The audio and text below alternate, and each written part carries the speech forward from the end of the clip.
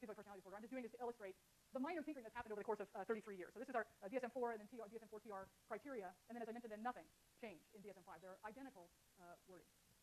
Identical wording. And that just makes me think. I mean, the DSM-5 the process started in 1999.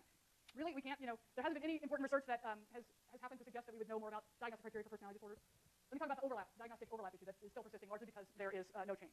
So here I'll illustrate with DSM-3 and 3R, and to tell you where the problem came from, and then the 6. So here is one of the criteria for schizoid personality disorder. Constricted affect, aloof, cold, rarely reciprocates gestures or facial expressions. Okay, now here is a different personality disorder. It's called schizotypal personality disorder. Inappropriate or constricted affect, aloof, rarely reciprocates gestures or facial expressions such as smiles or nods. I made it easy for you because I put in bold. The wording is identical. There are supposedly 2 different personality disorders, but they're the same. No wonder people would get a diagnosis of more than one personality disorder. So DSM-4 and DSM-5 tried to, because DSM-5 didn't do anything, but DSM-4 was trying to deal with this overlap issue here. So in DSM-4 now, the criteria is you show emotional coldness, detachment, or flat in affectivity, and the wording in schizotypal is inappropriate or constricted affect. It still sounds very similar, doesn't it? So one of the reasons why we have this diagnostic overlap, why you're going to get more than one personality disorder diagnosis, is because some of the criteria are identical. Here's another example. I don't know why I'm stuck on schizoid, but schizoid, again, the same criterion. Look, here's a new one. Avoidant personality disorder, has no close friends or confidants, or just one, other than first degree relatives. That sounds an awful lot like schizoid personality disorder. Wow. I wonder if they'll get the same diagnosis, and they do. Here's the fix, in DSM-4 that was not changed in DSM-5.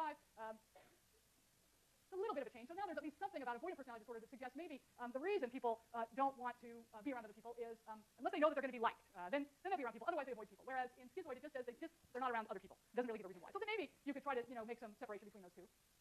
Here's one more, and then I'll stop this. Avoidant personality disorder, easily hurt by criticism or disapproval. Dependent is easily hurt by criticism or disapproval. Wow. Is it any wonder that people would get both those diagnoses? One, second change here. In DSM-4, they dropped that criteria altogether for dependent personality disorder. So good for you, DSM, for making a change that was then held over into DSM-5. Yes, so the ones that I was showing you here are DSM-3, and there was no real change in DSM-3R. Yeah, so that green is DSM-3, and the blue is DSM-3R. Yeah. So there was an attempt to change it in DSM-4, but there was no further attempt to deal with it in DSM-5. Why? Because there's no change. So because there's no change in DSM-5, we are still left with a number of questions. So, for example, many of you may have thought, what is the difference between social anxiety disorder, which we talked about, and avoidant personality disorder? Well, if you were a clinician taking a look at the diagnostic criteria, let's take a look. Now, I know this is a lot of text here. I've tried to make it a little bit easier here by what is in blue, or kind of blue and bold, if you can read that, are the things that seem to be fairly specific to social anxiety. The things that are in red are the things that are shared with social anxiety disorder and avoidant personality disorder. So there's a lot of stuff in here. These are DSM-5 criteria for social anxiety disorder. A lot about, I don't want to be around other people because I'm afraid. There's fear, there's anxiety, fear of being evaluated, but I have feelings of fear and anxiety when I'm around other people, but I also avoid those situations.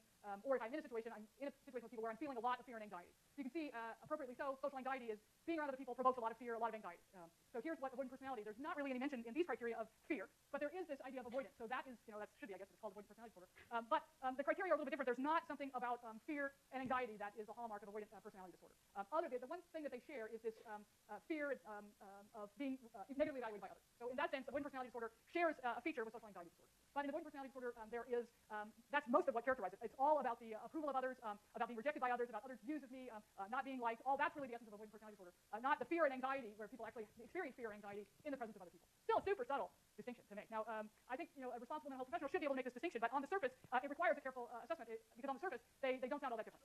All right, now here's another one. Within the personality domain, my favorite, schizoid personality disorder and avoidant personality disorder, what's the difference in DSM-5? Well, it's the same as in DSM-4. So here again is avoidant personality disorder. And what I've, again, put in red here are the things that seem to be fairly unique here to avoidant personality disorder. Fear of being shamed or ridiculed, feeling of inadequacy, unless certain of being liked. So these are all kind of the reasons why people with avoidant personality disorder don't want to be around other people. But people with schizoid personality disorder also don't want to be around other people. They have no close friends or confidants or just close relatives. They choose to be alone. They don't take pleasure in any social activities. They are really indifferent to the praise or criticism of others, whereas somebody who has avoidant personality disorder is super sensitive to criticism by others. So in both cases, in both personality disorders, the kind of overarching similarity is not wanting to be around other people, which is also true in social anxiety. But the distinguishing feature here is that here in avoidant personality disorder, extreme sensitivity to the opinions of others. So therefore, I avoid being around others because I'm super sensitive to being criticized, to being rejected, to being not being liked. Whereas in schizoid, take it or leave it. I don't really care what other people think about me. I just prefer to be alone. I don't want to have any close friends. I just I want to be by myself. Don't bother me. I'm good. I'm fine by myself. Pretty subtle distinction. Should be able to make it, but it's still pretty subtle. So what are these alternative models for personality disorder that ultimately at the 11th hour the DSM-5 rejected? It is a dimensional approach. And so how many people are taking Professor John's 150 class now? I don't know if you've gotten to this yet. Have you talked about the big 5 personality factors yet? Somewhat. What's the acronym? That's supposed to be a picture of an ocean. So let's see here. So O, right, for openness here.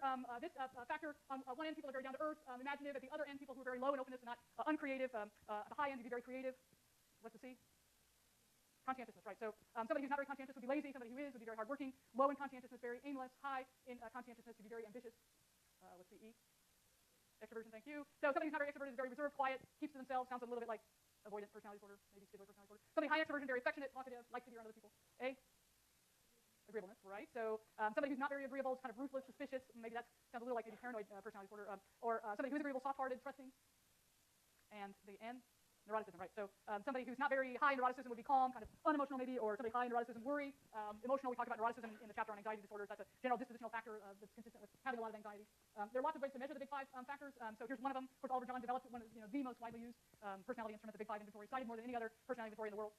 This is a different one that I don't know if you talked about, called the NEO five-factor inventory. The N is neuroticism, the E is extroversion, the O is openness. So this was developed by Hans Eysenck and colleagues.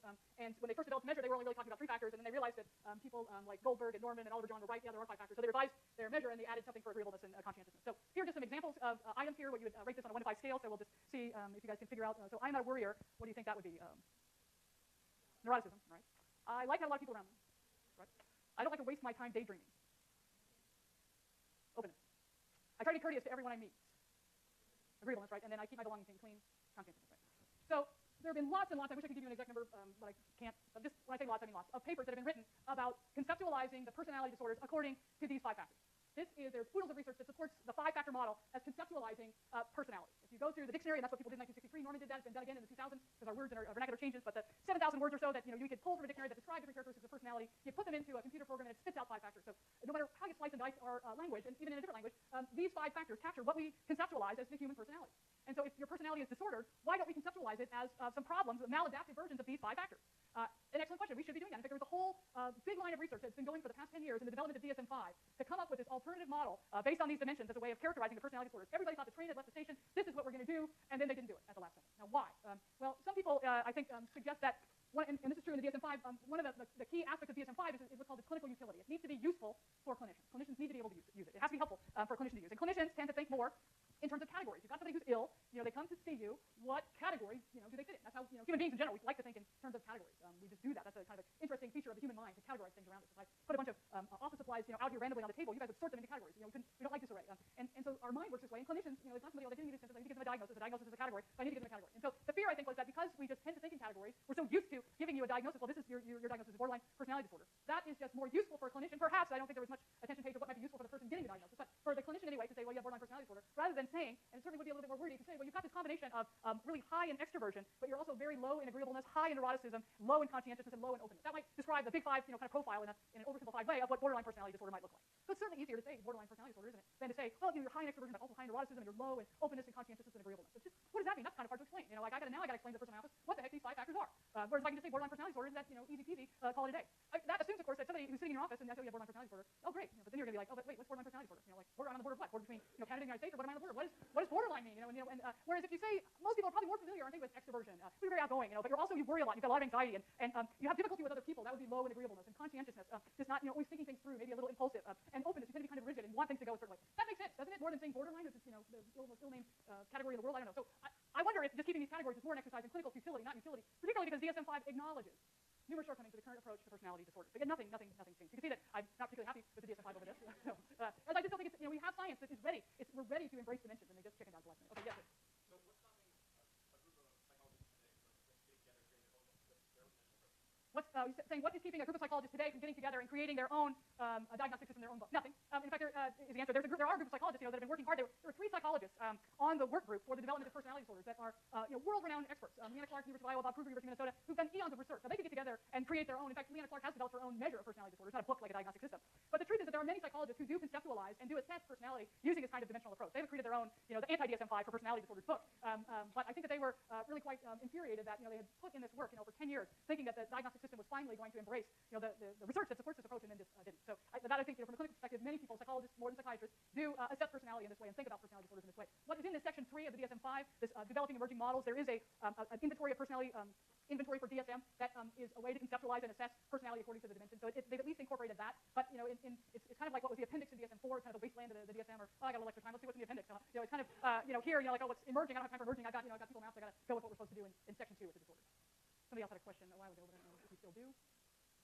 Okay, all right, so we'll stop here. I will talk in more detail next Tuesday about antisocial personality disorder and schizotypal and borderline personality disorder.